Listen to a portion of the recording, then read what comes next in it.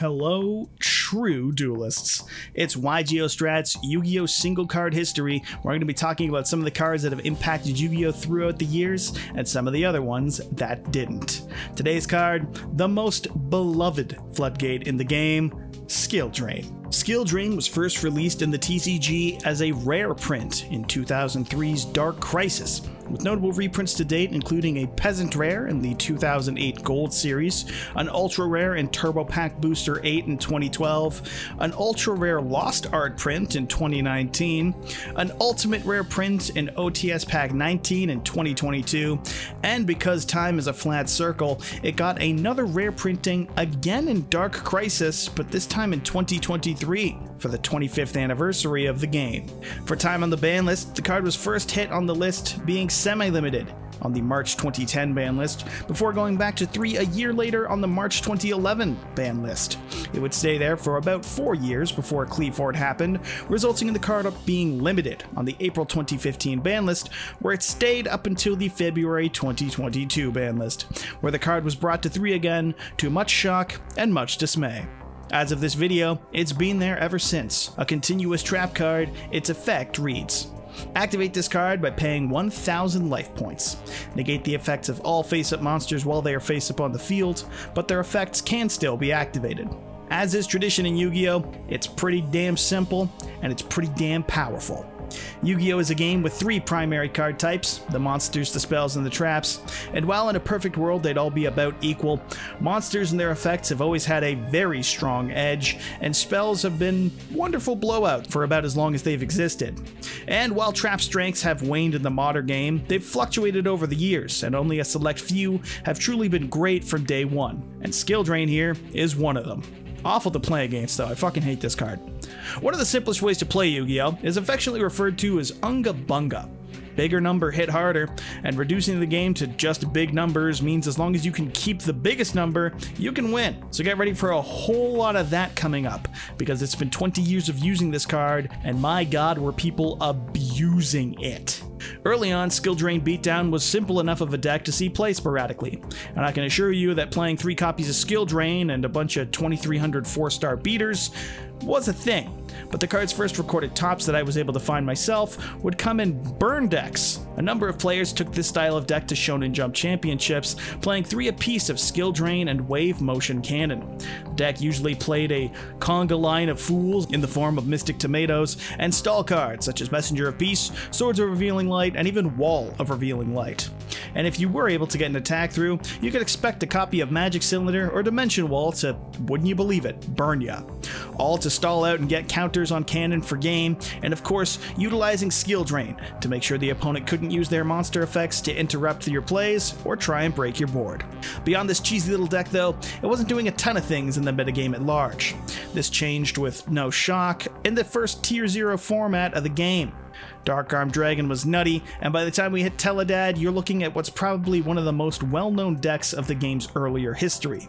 And while the most known aspects are things like Dark Armed Dragon winning games on a dime, and combining E-Telly for Krebons with Destiny Hero Malicious for easy synchro level 8s, the less discussed aspect of this format was Skill Drain, a card that wasn't uncommon to see, and sometimes even in main decks in winning lists.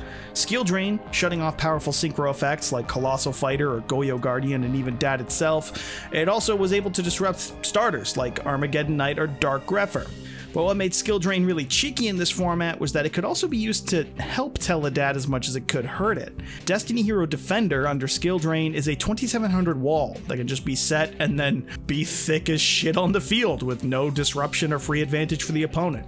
And it's here we see the first instance of Skill Drain's wording becoming really important, because Skill Drain only negates effects that are face up on the field, but it still lets monsters attempt to activate those effects.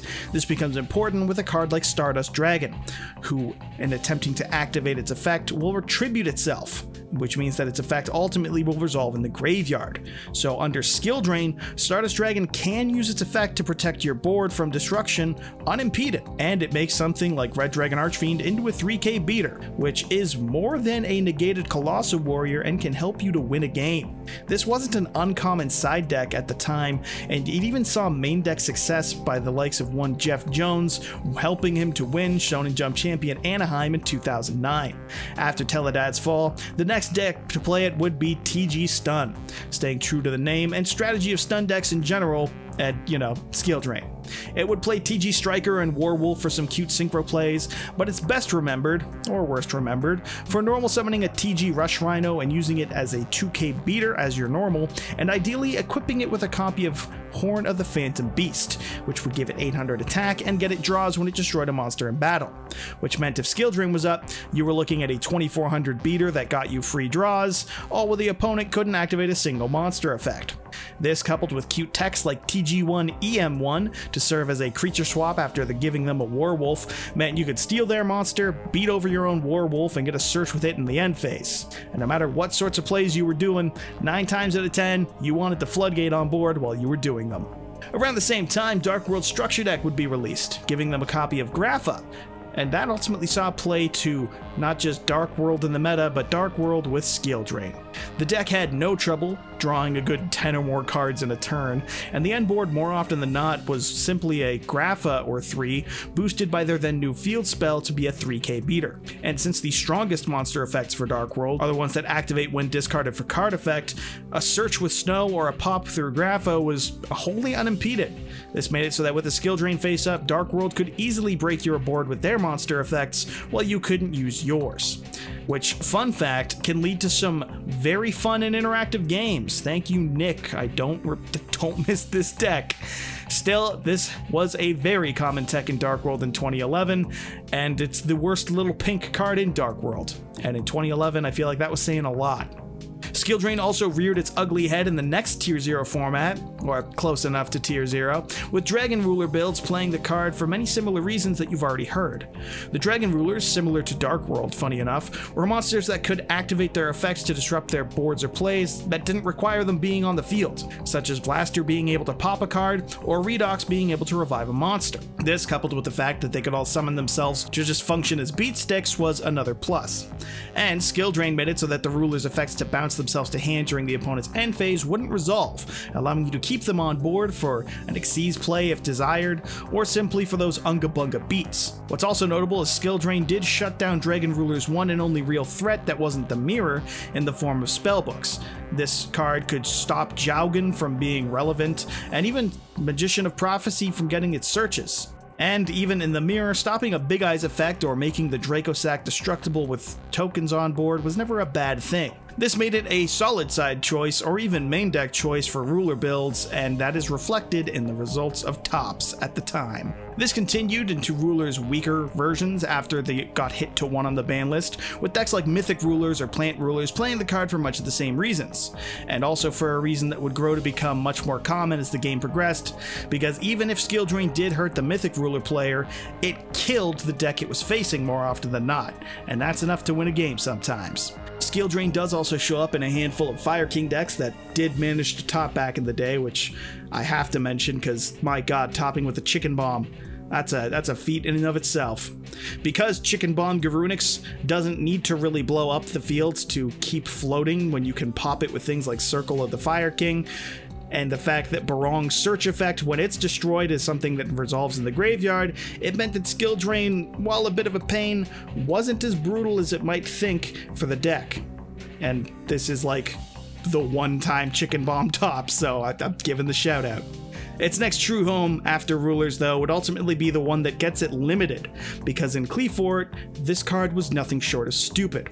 Cleafort is a deck of level 6 and 8 pendulums with 2400 attack or 2800 attack that all can normal summon themselves as level 4s with 1800 attack. But if you have Skill Drain up, you can still normal summon them as 1800 vanillas, but when Skill Drain negates that effect, it'll return them back to their base 24 or 2800 attack. And Klee would play 3 copies of Skill Drain alongside 3 copies of Vanities, making the game state one where they could continuously normal summon 24 or 2800 beaters, and you weren't allowed to use monster effects or even special summon. This was a brutally effective strategy and made Klee a top competitor by itself, without their effects to swarm onto the field with Disc or disrupt with Carrier and Helix, and just the consistency that 3 Upstart, 3 Summoner Art, 3 Scout Klee provided. It was a very popular deck to hate, and players hated it most for the likes of Skill Drain and Vanities. Or maybe I just did and I'm adding some bias into this video. Who knows? But I do know that this is ultimately what got both Floodgates limited in around 2014. But being at 1 doesn't mean we could stop people from having fun, because Klee continued to play it at 1 in their lists, and even Burning Abyss would go on to pick up the card, since not unlike the Rulers, Burning Abyss didn't mind playing under Skill Drain nearly as much as the opponent's decks often did. Dante mills for the cost of its effect, and things like Graph and Seer are summoning from the deck or grave when they go to the grave. Skarm will still get its search, and things like Farfa and Calcab can of course be used. Skill Drain was seen as a solid card to replace the then recently lost copies of Tour Guide, and when in doubt the deck could just make an Acid Golem to serve as its own 3k beater to win out those Unga Bunga contests. From here, Skill Drain bounces around, showing up in multiple decks over the years. Some Cosmo decks opted to play it to help hurt the Monarch or Dracopal matchups, again having a 3k beater, but this time one that would float on destruction, and it helped that the Cosmo Pilot's effects to tag into the bigger ships banished themselves as quick effects, meaning the Cosmo player could use the Pilot's effect and then quickly tag out into the big beater for those Unga Bunga beats, as well as resolving, say, a copy of Strawman's effect. Blue Eyes would also go on to play it sporadically in the one instance in this game's history where Blue Eyes was actually relevant, because I don't count Dragon Beatdown in 2002. Still, a deck filled with 3k beaters, half of which were vanillas anyways, made Skill Drain a very easy fit. Alternative can summon itself from the hand, and the deck played multiple spell cards to revive from the graveyard anyway, so it wasn't much of a stretch to win the 3k beater wars with the oldest and most iconic 3k beater. And even decks like Paleo would play it, because while in a perfect world the Paleo player was resolving Totally Awesome and especially Opabinia, the alternative of negating all monster effects from the opponent, and especially against Zodiac decks, could help them to win the game in the long run, coupled with the plethora of traps that were your main win condition regardless. Its next long-term home though would be True Draco, especially in Demise variants. A series of monsters that could tribute continuous speller traps to summon themselves out, Skill Drain was about the easiest fit that there was. It could shut off the opponent's monster effects, and in a deck that was able to summon out a towers on crack that they could make immune to traps if they wanted to, Skill Drain could be incredibly oppressive. And the best part is, if the True Draco player ever did want to turn it off for whatever reason, they could just tribute away for one of their monsters, and in the grave it was a free banish to pop a card with Masterpiece. This card has been a staple of True Draco since the deck's inception, and wow, can you believe how disliked True Draco is? I can. After True Draco, again, it floats around. Sometimes you see it in ABC lists playing it, since Buster Dragon's effect can banish and then chain to tag out, allowing it to resolve off field, meaning you can make one of your power plays unimpeded while impeding the opponent. But it's quickly found its next true home, this time round in Eldritch decks. A deck built around a recurring level 10 boss that simply wanted to be on board so you could use the deck's other strong traps to disrupt the field and graveyard. The lone monster that mattered didn't really need its effects on field to work, with its removal effect in hand and the self-summoning being way more important and reliable than the attack boost that could help swing for game. As such, Skill Drain was right at home.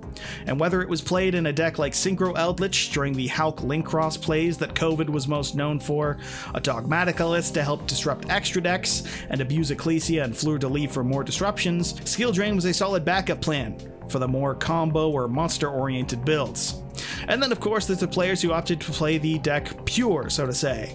With Fun Drain going to 3 in the deck, it only got more solid than it had been previously, and even to this day, as I make this video, Eldritch will play as many copies of Skill Drain as it can, because why wouldn't it?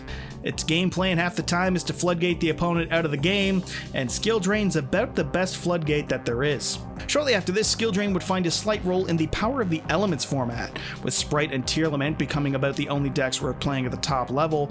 The relatively newly unlimited Fun Drain quickly found home in some decks. Earth Machine is one deck that would side it in, because what Tears and Sprite were doing was simply unfair, and when you're playing an unfair matchup, you just gotta use unfair cards, or so says the pilot of this list in the deck profile. I don't even know if I fully disagree with him there.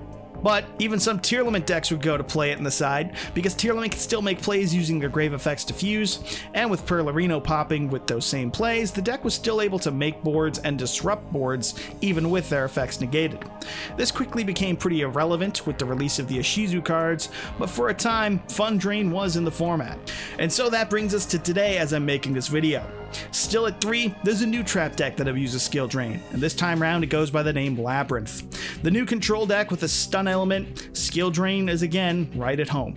Again, this is a bit of a case of hurting the opponent more so than yourself, as it does interfere with the deck a little bit, but at this point I think it's clear that it's fine when the case is Skill Drain, because Skill Drain really hurts the opponent. Some of Labyrinth's core strengths come from the fact that they simply can get pluses by having a monster or a card leave the field by a normal trap card's effect, allowing them to abuse not just their own in-archetype cards like Big Welcome Labyrinth, but also generic powerful ones like Dogmatica Punishment or destructive Daruma Karma Cannon. Again, you're not getting your searches off Ariana and the like, but you can still disrupt the board. But so long as they can keep out a copy of Lady and keep that big number on board and not let the opponent get monster effects, the trap cards in the back row can more than make up for it. And more often than not, when Skill Drain's up, it's not the Labyrinth player that's struggling. As is often the case with cards that have been around for a while, I have not covered every single use of this card, so you'll forgive me for not mentioning a ton of things like Malefic Stun in detail, but the principle of the decks using this card remain consistent. Skill Drain is a card that only requires 1,000 life points to activate, and in exchange negates all monster effects on the field. That is an incredibly strong effect for a very negligible cost, which is a trait that's going to keep it being played in decks in the meta, regardless of whether or not this card is at 1 or 3, because as long as one copy of it can swing the tides of a game, people are going to want to play that one copy. Overall, Skill Drain has been one of the best floodgates in the game since its release. Whether helping a burn strategy to stall, a beatdown strategy to win full-on Unga Bunga style a la Cleafort in 2014, or as a simple form of you're more hurt by this than I am in a deck like Labyrinth. In a game where monster effects are king, a card that permanently negates their effects on field is going to be solid at its worst and broken at its best. Its ability to stop decks in their tracks by itself, coupled with the fact that a number of decks can play around it by abusing effects in the graveyard of hand, have made it a much more versatile card than you might think, and its effectiveness has earned it the ire of many a duelist, myself included. This card is just too damn good, and is most definitely one of Yu-Gi-Oh's timeless and oldest staples. And so that's our look at Yu-Gi-Oh! Single card history, Skill Drain. Stay tuned for our next video, and feel free to suggest some cards to review or what type of video you'd like to see. Don't forget to like, and as always, subscribe to YGO Strats to impress your smoking Italian wife, and so you too can be a true duelist.